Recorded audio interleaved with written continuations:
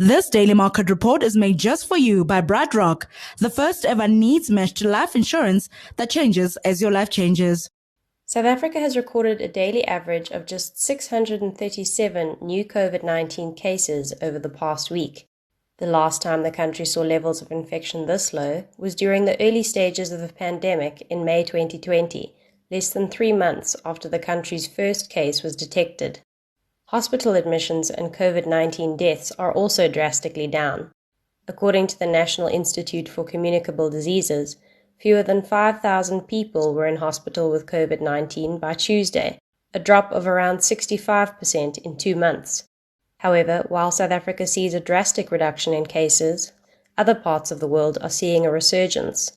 Europe has an infection rate of 233 new daily cases per million people, up more than 50% over the past month. Cases in the United Kingdom are also on the rise, with a 7-day rolling average of new daily cases at 651 per million people, one of the highest rates in the world.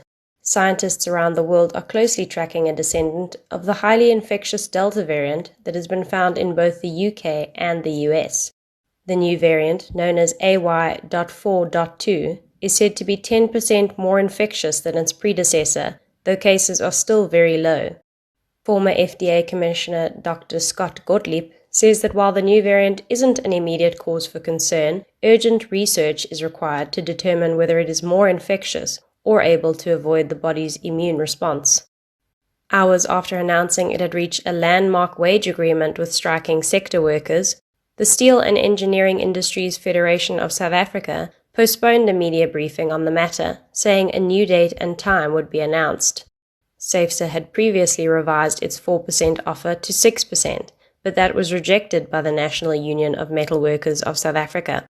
The union said it would hold a separate briefing where it will give its position on the wage agreement and the future of the strike. According to SAFSA, in the first week alone, the strike cost 100 million rand in lost wages, and warned that a protracted strike could be worse than the 2014 strike, which cost the economy 6 billion rand.